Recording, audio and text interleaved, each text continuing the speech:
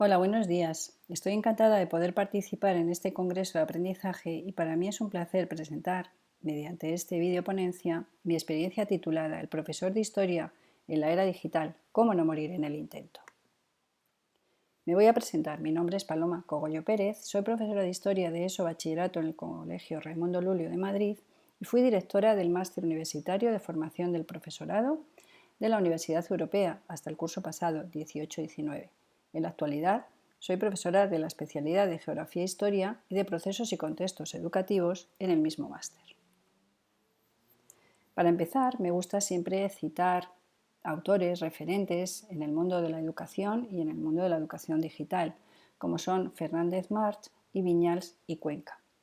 Y también mencionar el artículo que inspira esta experiencia de aprendizaje y que tuve la suerte de escribir junto con mi compañero Álvaro Pérez García, doctor en educación.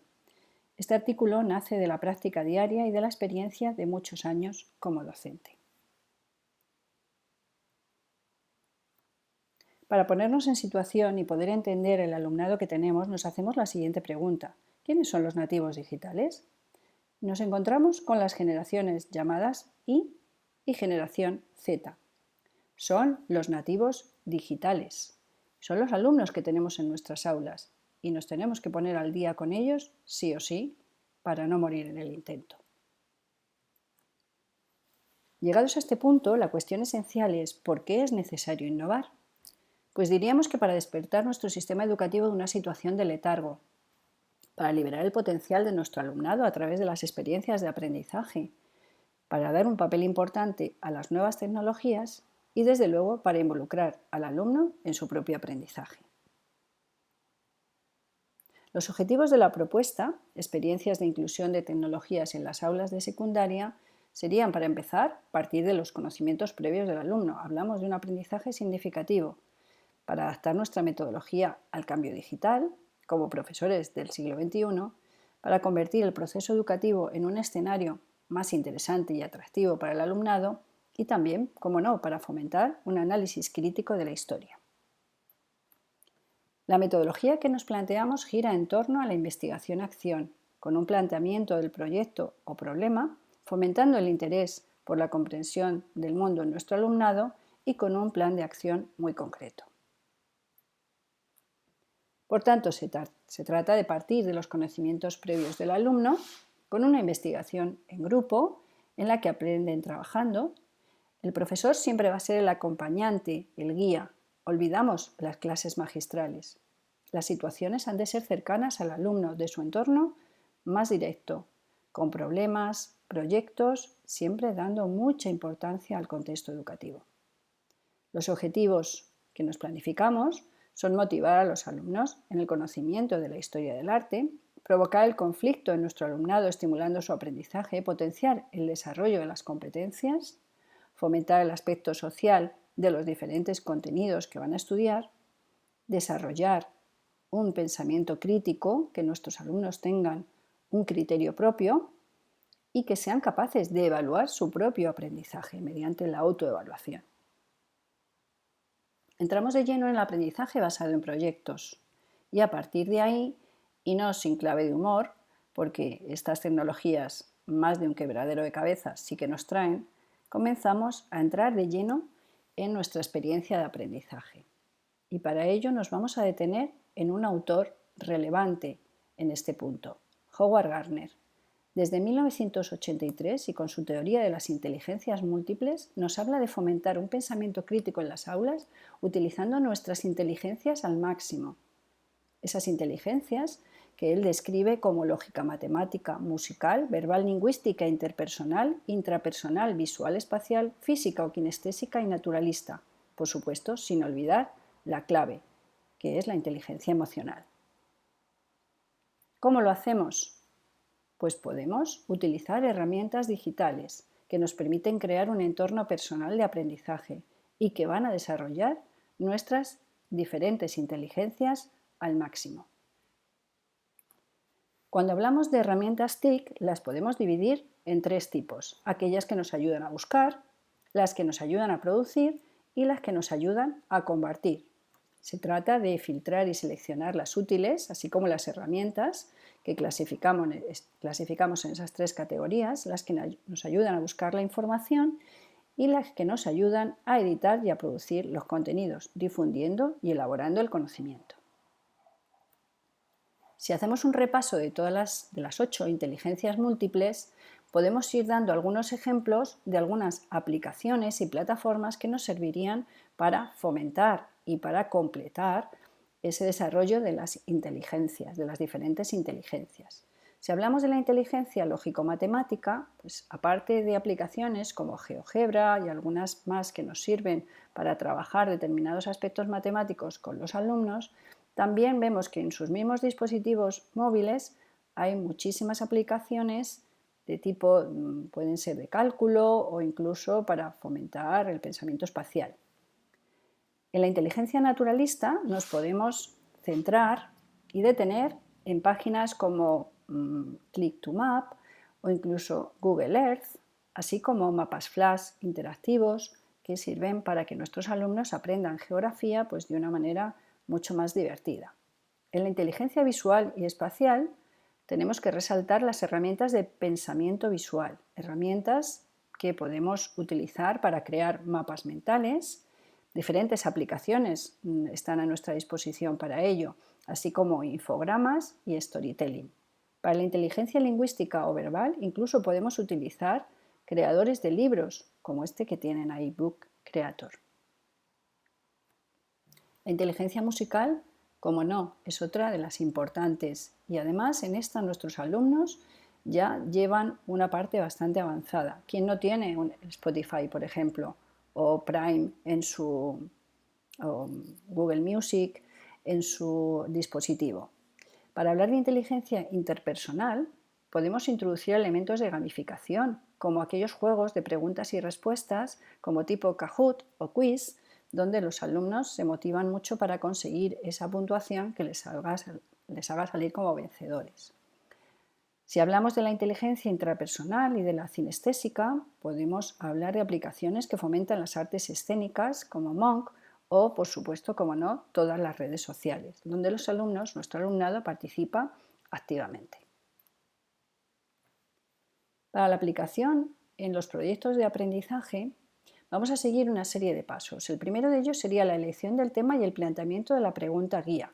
Elegimos un tema de la realidad de los alumnos más cercana que les motive a aprender y a desarrollar los objetivos y competencias.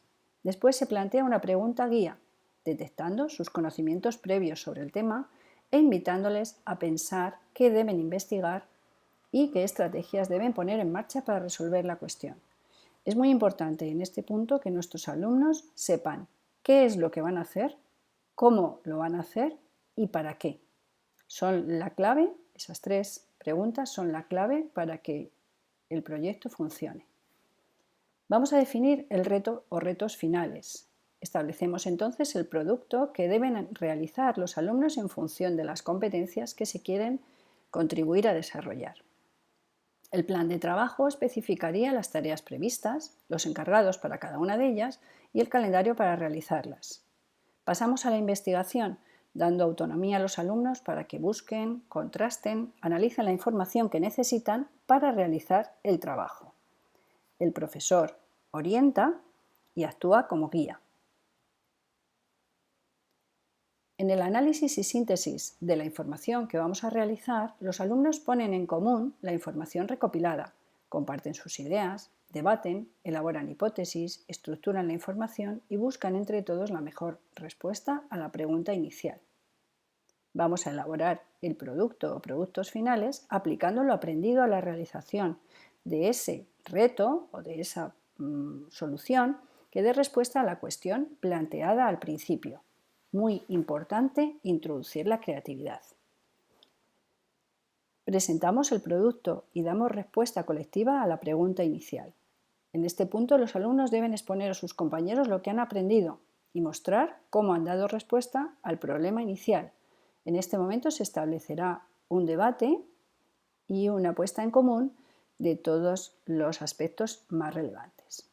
Llegamos a la evaluación y destacamos en este proceso tanto la autoevaluación del alumnado, que le ayuda a desarrollar su espíritu de autocrítica, así como la coevaluación para reflexionar sobre los fallos o errores que hayan podido cometer en el trabajo en equipo.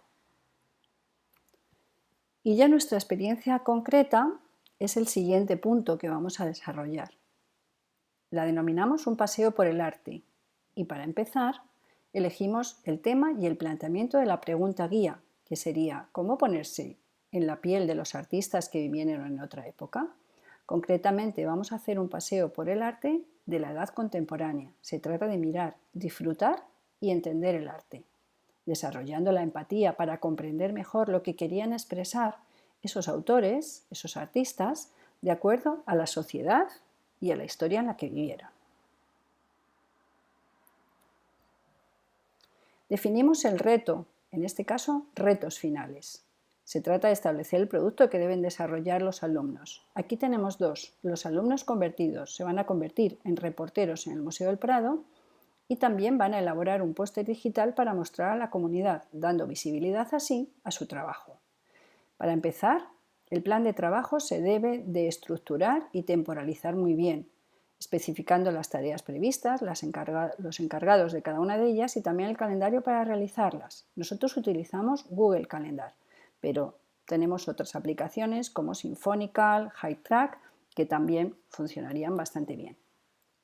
Pasamos al proceso de investigación. Aquí los alumnos han de buscar, contrastar y analizar la información en fuentes fidedignas y esta información la van a necesitar para realizar el trabajo. De nuevo, el profesor sigue siendo el guía y el acompañante en este proceso. Cada grupo investiga una etapa de la historia en las diferentes fuentes de Internet. Podemos tener historia, arte historia, enseñarte, clases de historia.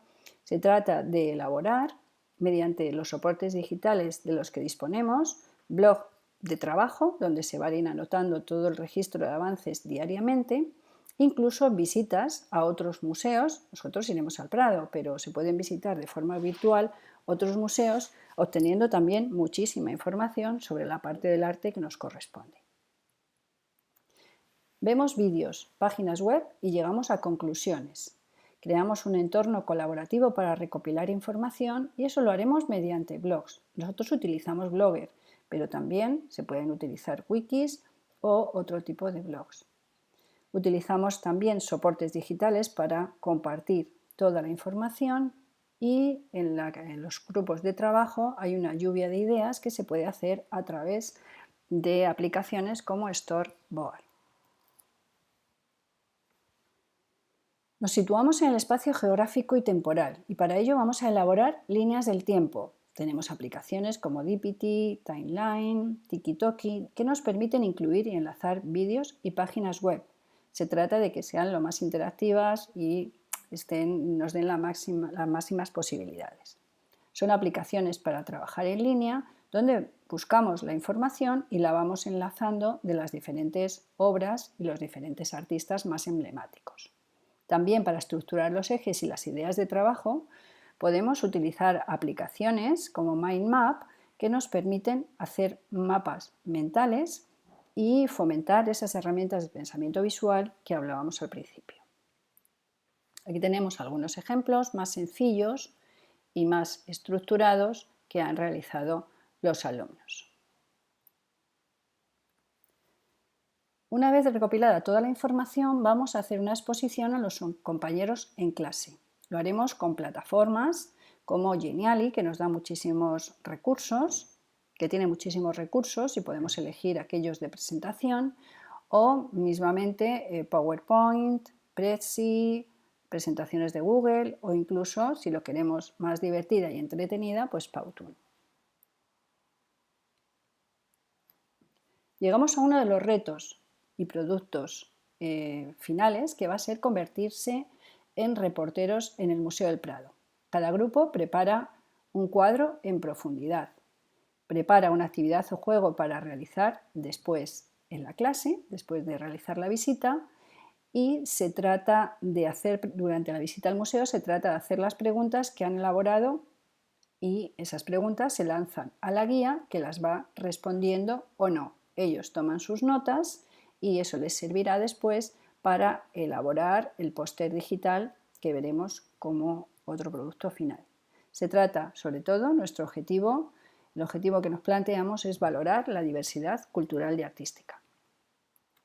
Para presentar el producto, como hemos dicho, van a hacerlo a través de infografías, infogramas, carteles digitales. Se trata de hacer una exposición con formato digital, puede ser Gloster, Canvas o algún otro, que puedan mostrar a la comunidad en el centro.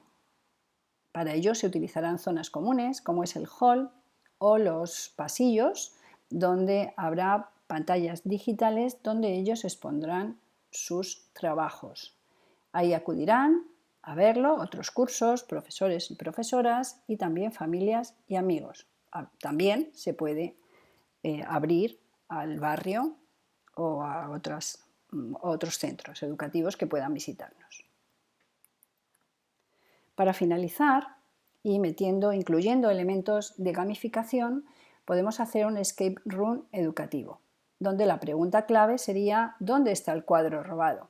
Ya sabemos cómo funciona un escape room, suele ser bastante atractivo y motivador para los alumnos porque a través de enigmas, claves, acertijos, tienen que ir buscando, hay una serie de retos y pruebas y tienen que ir buscando la solución al problema, que es encontrar el cuadro robado. ¿Qué aporta esta actividad a nuestros alumnos? Pues fomenta el trabajo cooperativo, que duda cabe, puesto que el trabajo en equipo aquí es fundamental, crea espacios de debate y de toma de decisiones, aplica lo aprendido para resolver las pruebas y también trabaja con objetos tangibles en una situación real, así como ponerse de acuerdo para que prevalezca siempre el bien del equipo. Si el equipo gana, ganamos todos.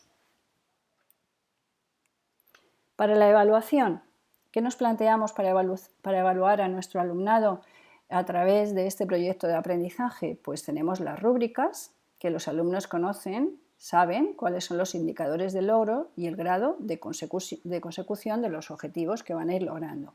Tiene que haber una autoevaluación y una evaluación entre iguales para favorecer el aprendizaje desde la reflexión. Una observación sistemática del trabajo en el aula, en la salida al museo y de los trabajos y exposiciones en clase por parte del profesor, así como en la actitud e interés mostrados en el proyecto. Asimismo, tiene que haber un registro de la implicación y el comportamiento en el aula y un registro de evaluación individual y del mismo aula. Una prueba de evaluación por competencias sería el broche final que nos daría toda la información sobre el proceso de aprendizaje de este proyecto. Llegados a este punto, nos hacemos la pregunta de ¿a qué conclusiones podemos llegar? Las conclusiones serían que, por un lado, nos muestra una experiencia muy motivadora para nuestros alumnos. Es una experiencia en la que todos se sienten implicados al 100% y han crecido en su aprendizaje sabiendo que el grupo tiene una gran fuerza para que todos ellos se sientan motivados al respecto. Y también podemos decir que es una experiencia muy gratificante. Es una experiencia muy gratificante porque nuestros alumnos se lo han pasado bien, han interactuado unos con otros y además han tenido un papel muy activo. Y quiero terminar con esta diapositiva de un blog de Manu Velasco, del que soy bastante fan. Y Manu Velasco dice que las otras TIC son ternura, interés y cariño. Yo estoy totalmente de acuerdo con él y así como este maestro que se define como maestro con los pies en la tierra y la cabeza en las estrellas, pues yo creo que todos los profesores estamos ahí. En la biografía, para saber un poquito más, tenemos diferentes artículos que podemos consultar y para terminar, pues tener un agradecimiento infinito a todas aquellas personas que han hecho posible que este congreso finalmente se pudiera realizar en este formato, que han tenido un gran hándicap, muchos obstáculos en el camino con el tema de la pandemia, que el confinamiento nos ha pasado mucha factura a todos los docentes y, como no, pues la labor que han hecho, que me parece magnífica y que es muy de agradecer. Así pues, muchísimas gracias a todos y nos veremos en el siguiente congreso. Un abrazo.